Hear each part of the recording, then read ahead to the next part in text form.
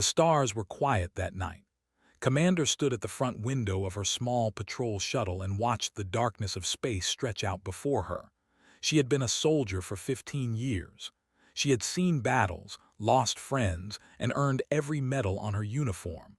But tonight was supposed to be simple, just a routine patrol near the border of space. "Commander, I'm picking up something strange on the scanner," said Lieutenant from his seat. He was young, maybe 25, with sharp eyes and quick hands. Trusted him completely. "What kind of strange?" asked, walking over to look at his screen. "I don't know, it keeps appearing and disappearing. Could be a glitch, could be something hiding." Engineer looked up from her workstation. She was older than, with streaks in her black hair and a calm voice that never seemed to change, even in danger. "Should I run a diagnostic on the sensors?" "Do it," said. "Keep watching. If something is out there, I want to know about it."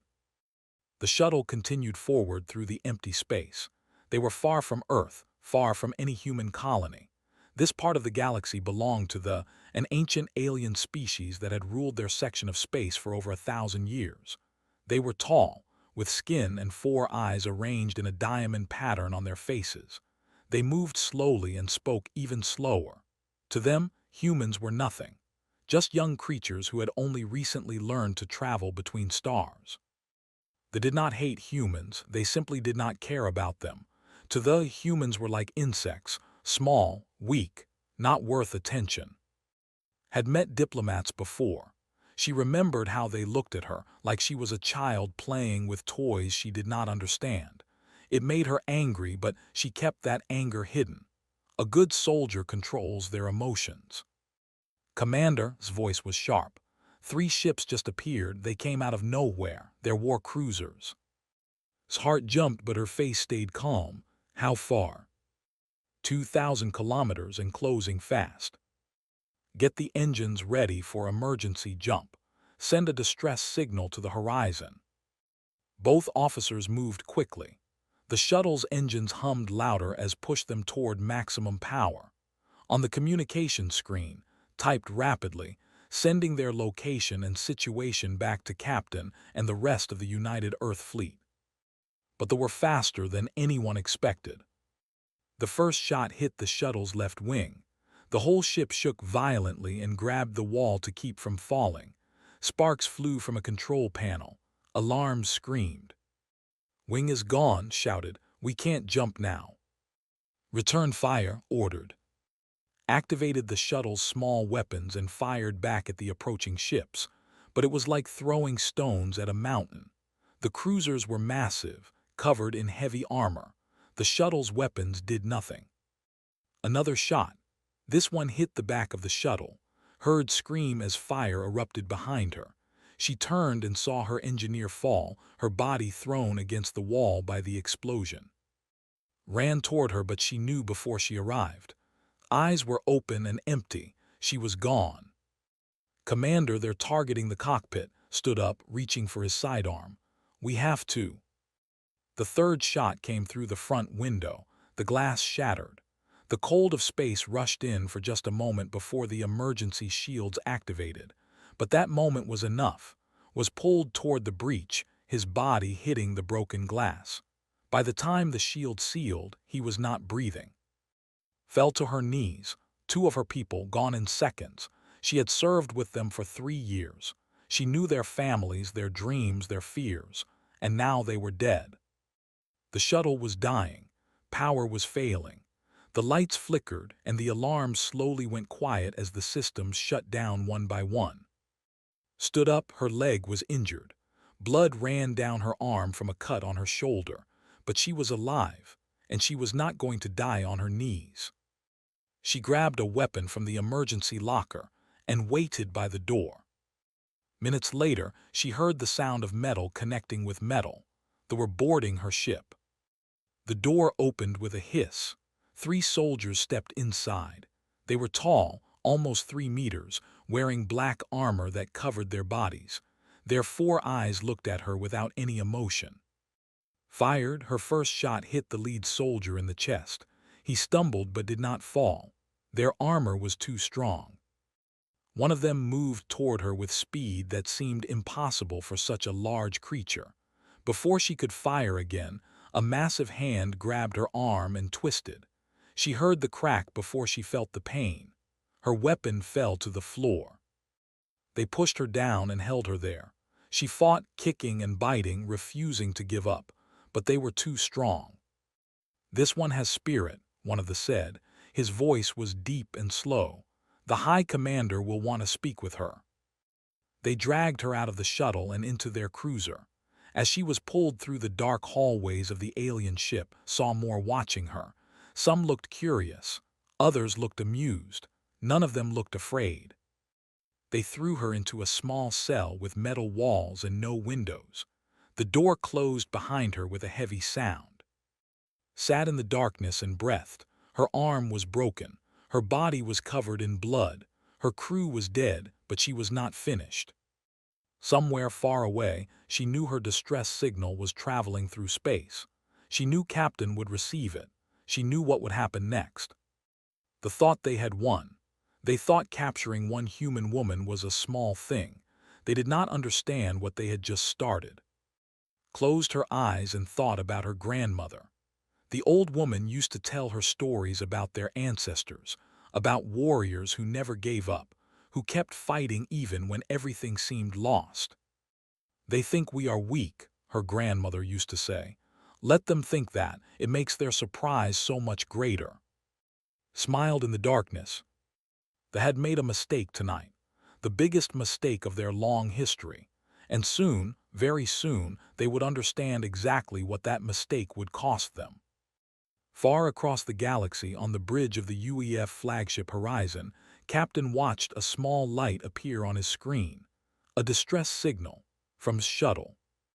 He read the data: 3 war cruisers, an ambush, no survivors responding. His hands tightened into fists. "They don't know what they've done," he said quietly. And he was right, they did not know, but they would learn. They took to a place that had no name on any map. It was a station hidden deep inside an asteroid field, far from any trade routes or patrol paths. A black site. A place where things happened that they did not want anyone to know about. They carried her through cold metal hallways and threw her into a room with bright white lights. The lights were so strong that she could not see the walls. She could only see the chair in the middle of the room. It was made of black metal with straps for arms, legs, and head. 2 guards lifted her and put her in the chair. They tightened the straps until she could not move at all.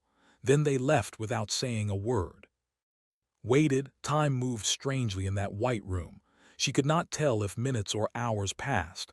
The lights never changed. There was no sound, just brightness and silence. Finally, the door opened. A walked in. He was different from the soldiers who had captured her. He wore no armor, just a simple robe. But there was something in the way he moved, in the way his 4 eyes studied her, that told this was someone important. "I am High Commander," he said. His voice was like stones grinding together. "You are commander of the United Earth Fleet. You are leading a reconnaissance mission near our border. I want to know why." Looked at him. Her arm was still broken. Her body still hurt from the crash and the capture, but she kept her voice steady. It was a routine patrol, nothing more. Moved closer. He was very tall, and standing over her like this, he blocked out some of the white light. "Humans do not send decorated commanders on routine patrols. You were looking for something. Tell me what." "I was looking for good restaurants. I heard the food in space is excellent." For a moment, 4 eyes blinked in confusion. Then his face changed into something that might have been anger. It was hard to tell with expressions. "You think this is a joke. You will learn that it is not." He pressed a button on a small device in his hand. Pain exploded through his body. It started in her head and spread everywhere like fire running through her blood. She screamed before she could stop herself. The pain was worse than anything she had ever felt. It was not just physical. It touched something deeper. It made her feel like her mind was being torn apart. Then it stopped. She hung in the straps, breathing hard. Sweat covered her face. Her heart was beating so fast she could feel it in her throat. "That was level 1, said calmly. "There are 10 levels. At level 5, most species lose the ability to think clearly. At level 8, permanent damage begins. At level 10, death. Now tell me about your mission." Lifted her head. It took all her strength. She looked directly into his 4 eyes. "Go to hell." Press the button again. Level 2. The pain was worse, much worse. Felt like every part of her body was being crushed and burned at the same time. She screamed until her voice broke. Tears ran down her face. She could not think. She could not remember who she was or where she was. There was only pain. When it stopped, she vomited. The guards had to clean her chair. Waited patiently. "Tell me," he said again. Took a long, shaking breath. Her grandmother's voice came to her through the fog of pain. An old poem. Something about mountains and rivers and the strength of the human spirit. She started to speak, not answers to questions. The poem, word by word in a broken whisper. His expression changed. He looked confused. This was not how prisoners were supposed to behave. He pressed the button, level 3. The next 7 days were the worst of his life. They used the neural probe on her again and again. They put her in complete darkness for hours, then blinding light for hours more. They did not let her sleep. When her body finally collapsed from exhaustion, they used chemicals to force her awake. They water until her lips cracked and her throat burned. Then they gave her just enough to keep her alive. They showed her images of her dead crew members, again and again, trying to break her with guilt and grief. Every day came to ask his questions. Every day refused to answer. By the 3rd day began to feel something strange. The human woman should have broken by now. His instruments showed that her brain activity was far beyond normal stress levels. Her body was failing. Multiple organs were starting to shut down. But still she refused to talk. On the 4th day, she laughed at him. He had just finished a level 6 session with the neural probe. Her body had gone rigid, every muscle tight, her back arched in agony. When it ended, she was barely conscious. Blood ran from her nose. Her eyes were unfocused. And then she laughed. It was a weak sound, broken and rough, but it was definitely a laugh. "What is funny?" demanded. His eyes slowly focused on his face. She smiled. Her teeth were red with blood. "You," she whispered, "you have no idea what's coming." Felt something he had not felt in a very long time. Uncertainty. On the 5th day, he increased the intensity. Level 7. Her heart stopped twice. Both times his medical team brought her back. On the 6th day, he used psychological methods. He told her that Earth had abandoned her, that no rescue was coming, that her people had decided she was not worth saving. She looked at him with those strange human eyes. So small, only 2 of them, but somehow they seemed to see more than his 4 eyes ever could. "You don't understand us at all," she said. "I understand that you are dying," replied. "I understand that you have nothing left. Tell me what I want to know and the pain will stop." Was quiet for a long moment. When she spoke, her voice was steady despite everything they had done to her. "My grandmother grew up during a war. Her city was destroyed. Her family was killed. She had nothing, but she survived. She rebuilt. She raised children, and she taught us that pain is temporary, that the body breaks but the spirit does not have to." Paused and looked at with something like pity. "You think pain is your weapon, but we were born in pain. We grew up in pain. Pain is just an old friend to us." Stared at her. His medical instruments showed that she should not be able to speak. Her brain should have fractured under the stress. Her body should have surrendered days ago. But something was keeping her alive, something that his instruments could not measure. On the 7th day, stood outside her cell and watched her through the observation window. She was sitting against the wall, eyes closed, lips moving, still reciting that poem. One of his officers approached. "High Commander, the interrogation is not producing results. Perhaps we should try a different approach. Shook his head. She is only human, she will break eventually. But as he watched her through the glass, he was not so sure anymore. There was something in her eyes that he had never seen before, something that his thousand-year-old empire had never faced. Not just courage, not just stubbornness, something deeper, something that made him feel for the first time in his long life that maybe they had made a serious mistake. Opened her eyes and looked directly at the window, directly at him. She could not see him through the one-way glass. That was impossible. But somehow she smiled, as if she knew he was there, as if she knew he was afraid. And far away, getting closer every hour, Captain's ship was cutting through space like a knife through water. Coming to bring her home. Captain stood in front of the communication screen and listened to the words he did not want to hear. "Your orders are to remain at your current position," the admiral on the screen said.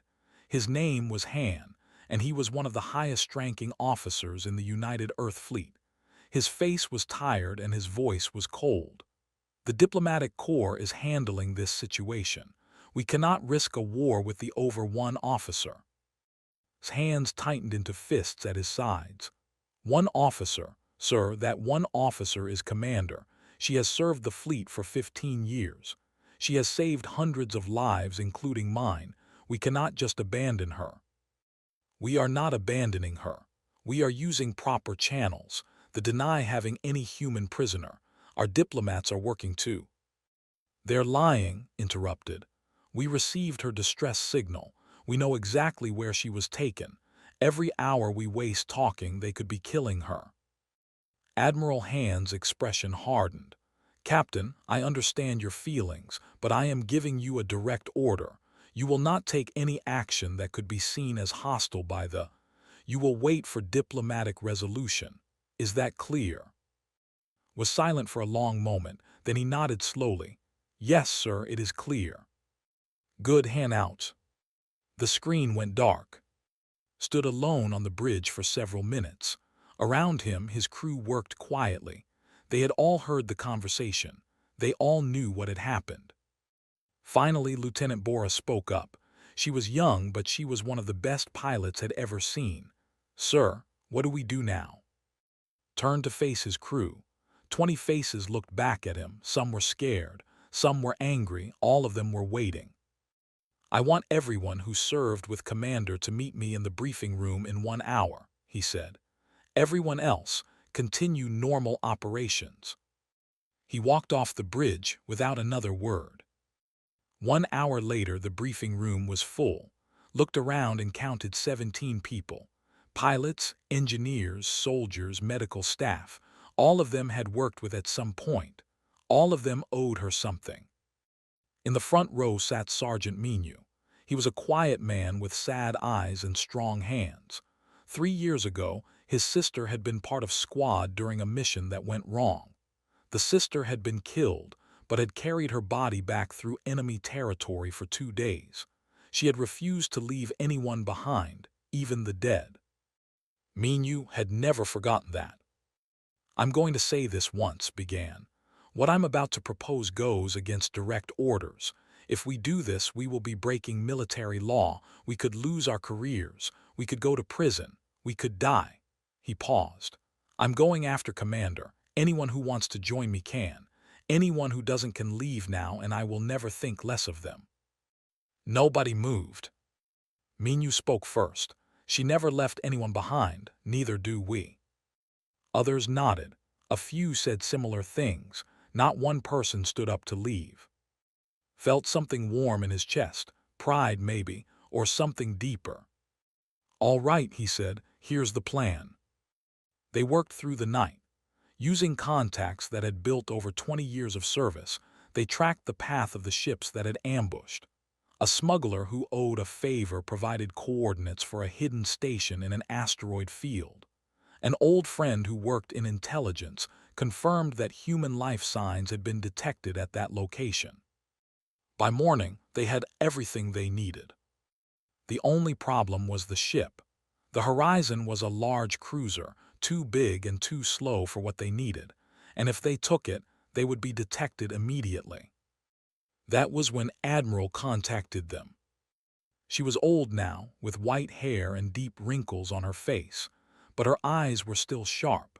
She had known's father, had served with him decades ago before he died in service to the fleet. "I heard about your plan," she said on the secure channel. "Officially, I know nothing about it. Officially, I am ordering you to stand down." Waited. "Unofficially," continued, "there is a fast attack ship in Bay 7, the Falcon. It was scheduled for maintenance, but somehow the maintenance was canceled. Somehow it has been fully fueled and armed. Somehow the security codes for that bay have been changed to ones that I believe you know." Allowed himself a small smile. "Admiral, I don't know what you're talking about." "Good, because this conversation never happened." She paused. "Bring her home, Captain." "Yes, ma'am." The Falcon left the horizon at 300 hours, when the night shift was smallest and attention was lowest. It slipped away into the darkness of space, carrying 17 volunteers toward territory. But something strange was happening. Word had spread. Somehow the story of capture had traveled from ship to ship, from station to station, from colony to colony. Nobody knew how it started. Maybe a message from one of his crew to a family member. Maybe a leak from intelligence. It did not matter. What mattered was the response. Within 2 days, civilian ships began mobilizing across human space. Cargo vessels, mining ships, personal yachts. None of them were military. None of them had orders. They simply started moving toward the border of territory. On the colony world of New Seoul, retired veterans gathered in public squares. They were old men and women who had not worn uniforms in decades, but they still remembered how. They dusted off old weapons and started talking about how to get to space.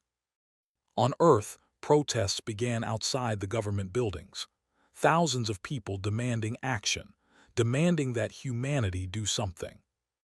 A message started spreading through all human networks. It was simple, just 5 words. They took one of ours. They had never seen anything like it. Ambassador, the representative to human space, sent urgent reports back to his government. "The humans are behaving strangely," he wrote.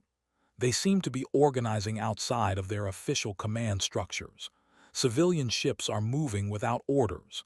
There is no logical pattern to their behavior. It is as if the entire species has been triggered by some primitive instinct." He was right. It was primitive. It was instinct. It was the oldest instinct humans had. Protect the tribe. Save your own. Never abandon your people.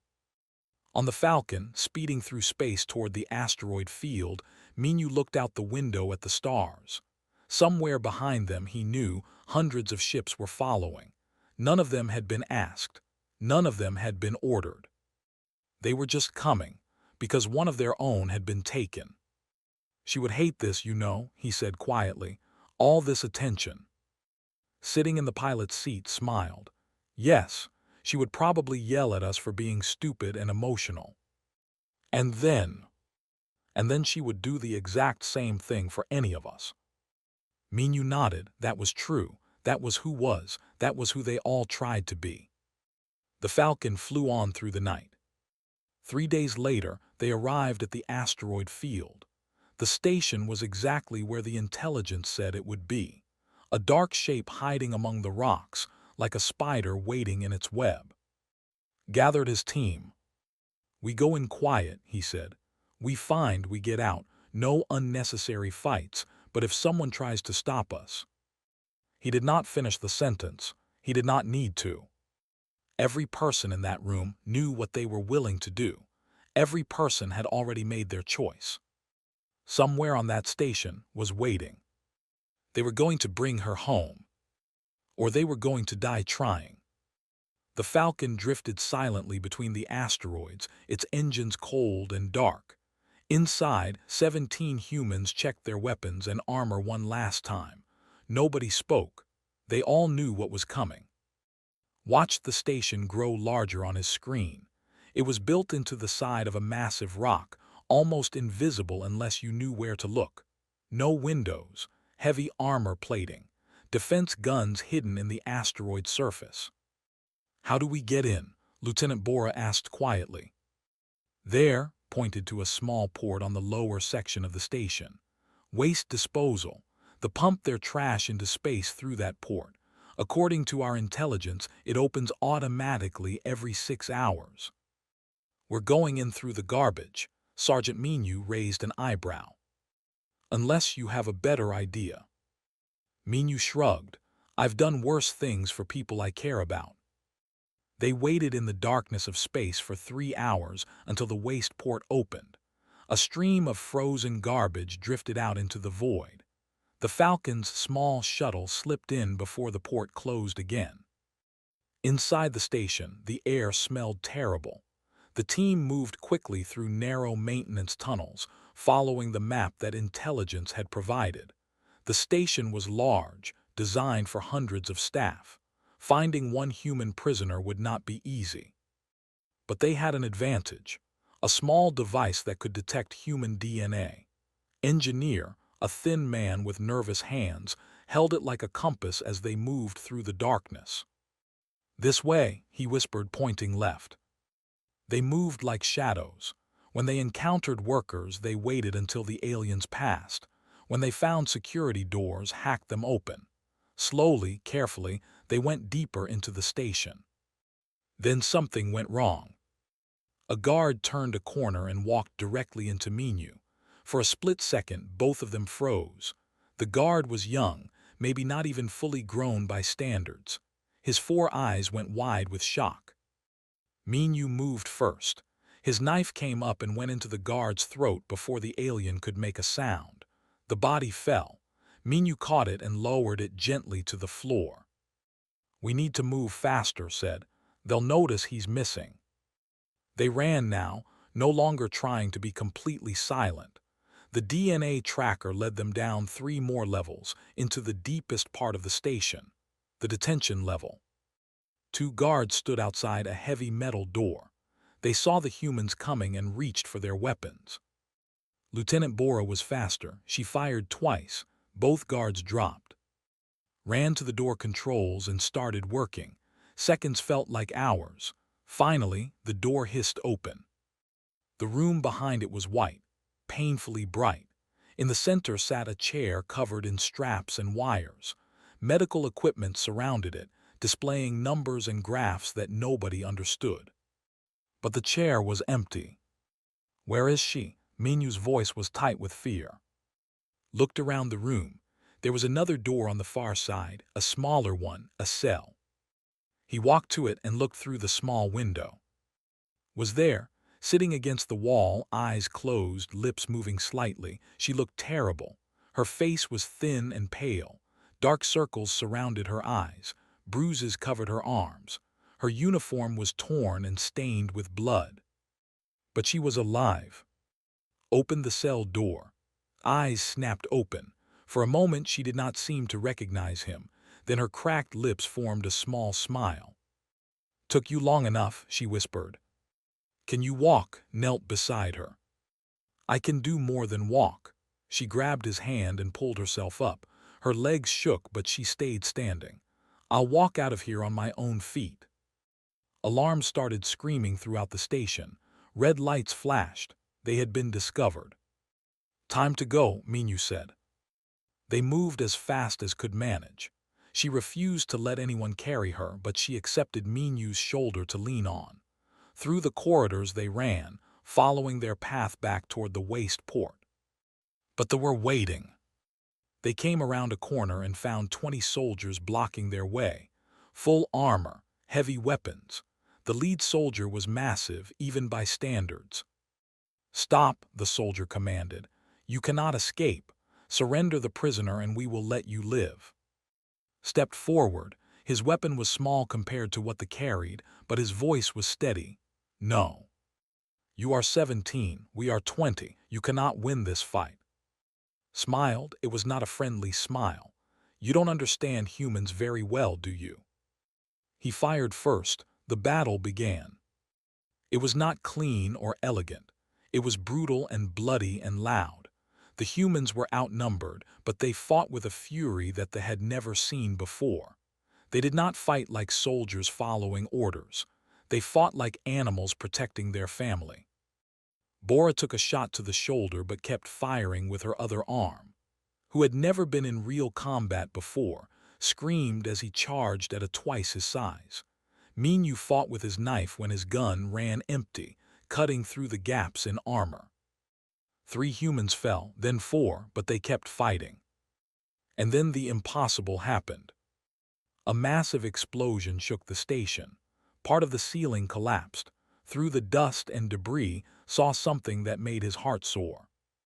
More humans, dozens of them, pouring through a breach in the station's hull. The civilian ships had arrived. Miners with industrial tools that cut through armor.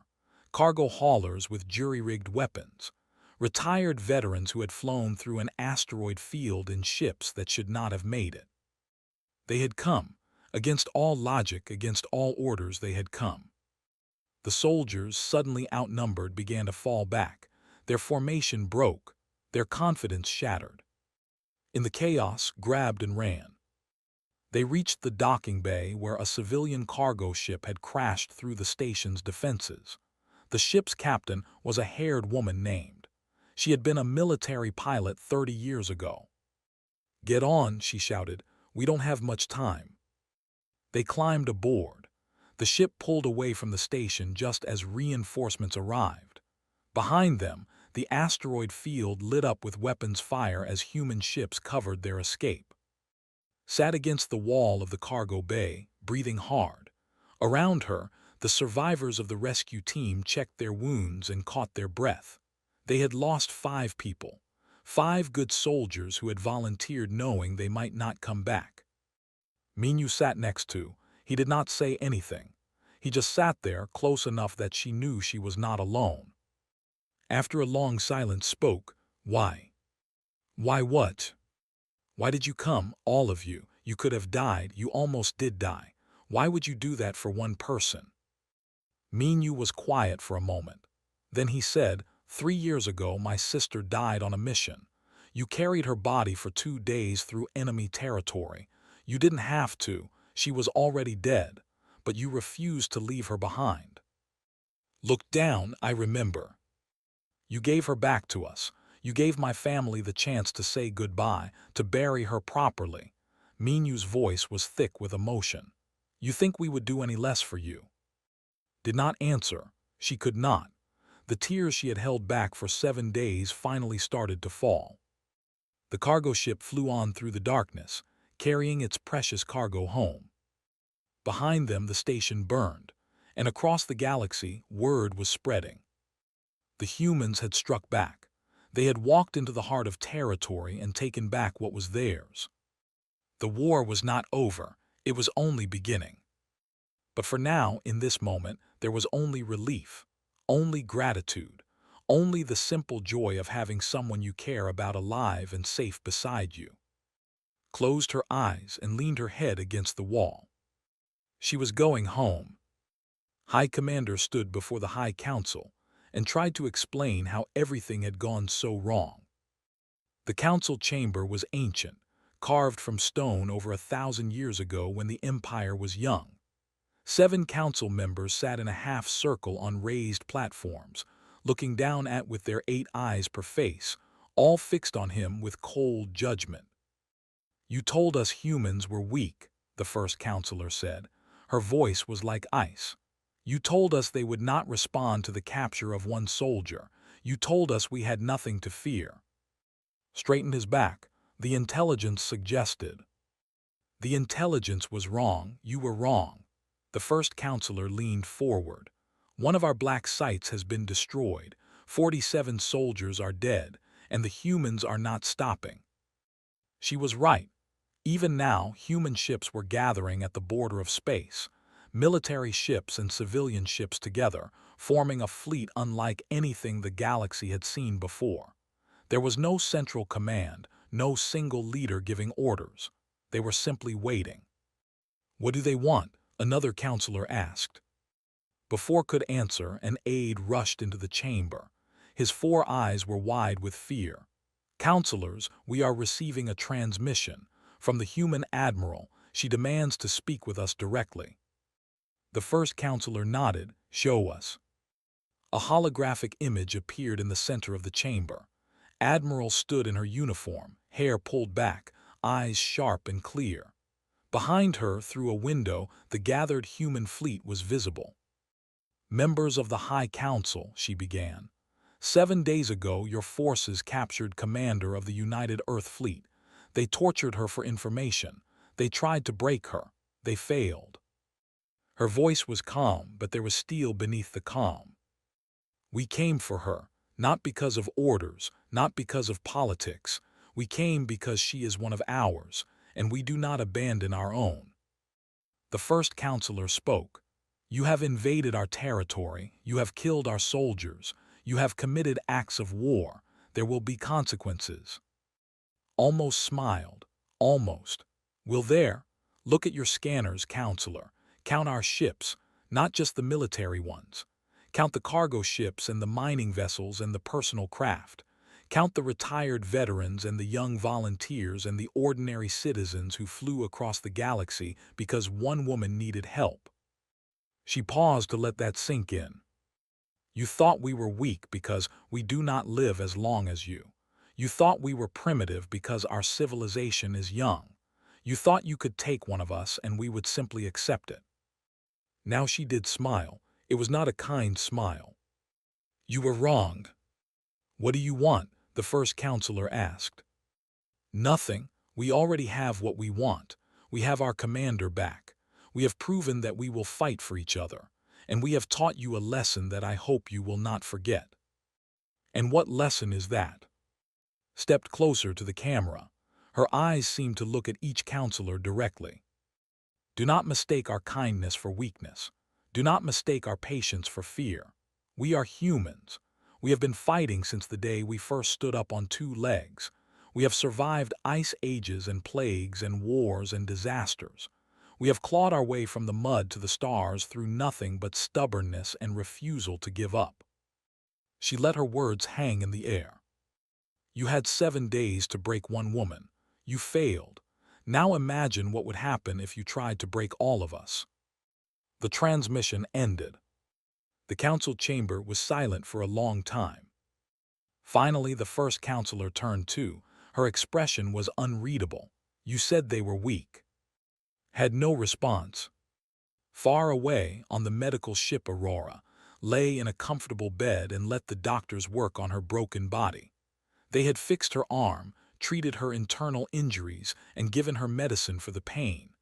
But some wounds would take longer to heal. Captain sat in a chair beside her bed. He had not left her side since the rescue. "You should sleep," said. Her voice was still rough but stronger than before. "So should you." "I've been unconscious for 12 hours. I think I've slept enough."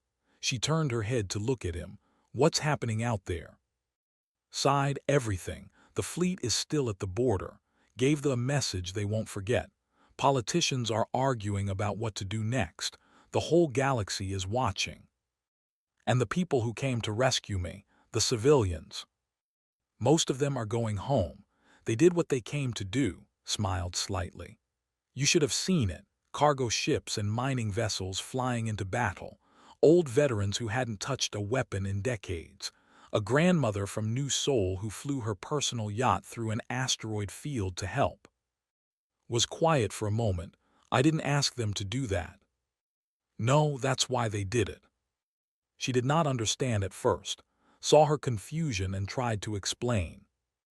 "You've spent your whole career taking care of other people. You carried bodies through enemy territory so families could have closure. You stayed with wounded soldiers when you could have saved yourself. You led from the front and never asked anyone to do something you wouldn't do." He leaned forward. "Did you really think we wouldn't do the same for you?" Turned her face away. Saw tears on her cheeks but pretended not to notice. "I don't know how to thank everyone," she whispered. "You don't have to, just get better, that's enough." 2 weeks later stood on the bridge of the horizon and looked out at the stars. Her body was mostly healed. She would have scars, both visible and invisible, but she was alive. She was home. Minyu stood beside her. He had been assigned to her personal security team, though she had argued that she did not need one. He had simply smiled and stayed anyway. "What happens now?" he asked. "I don't know. They are being quiet. The diplomats are negotiating. Everything is uncertain." She paused. "But something has changed. Can you feel it?" Minyu nodded slowly. "The whole galaxy is looking at us differently." Yes, they thought they knew what humans were: weak, short-lived, emotional, easy to break. Turned to face him. Now they know the truth. We are emotional, we are short-lived, but we are not weak. We are not easy to break, and we never ever leave our people behind. A message came through on the ship's communication system. It was from Admiral. "Commander, I hope you are recovering well. I wanted you to know that they have agreed to formal peace talks. They have also agreed to release 3 other human prisoners we did not know they had. It seems your rescue inspired them to reconsider their policies." Smiled. 3 more people going home to their families. 3 more lives saved because of what they had done. "There's something else," continued. "The civilians who participated in your rescue are being called heroes across human space. They're calling it the Day of Return. Some people are talking about making it a holiday." Laughed softly. A holiday for her. The idea was absurd, but also somehow beautiful. "The galaxy will remember this," said. "They will remember that when one human was taken, all of humanity responded. They will think twice before underestimating us again." The message ended. Stood at the window for a long time after that. She thought about her grandmother and the old poems about strength and endurance.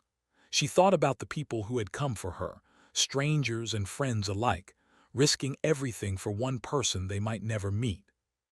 She thought about what it meant to be human. They were not the strongest species in the galaxy. They were not the oldest or the most advanced, but they had something that other species did not understand, a bond that went beyond logic, a loyalty that went beyond survival. Family was not just blood. Family was everyone who stood with you in the darkness.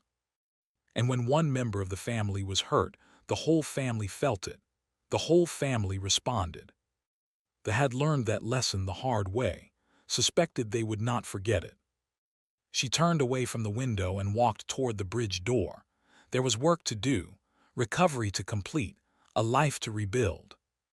But for one moment, she stopped and looked back at the stars. "Thank you," she whispered. To Minyu. To the grandmother in her yacht and the miners with their tools and every single person who had come for her. "Thank you for reminding me what humanity really means." Then she straightened her shoulders, lifted her head, and walked forward into whatever came next. Ready to face it, ready to fight. Never alone.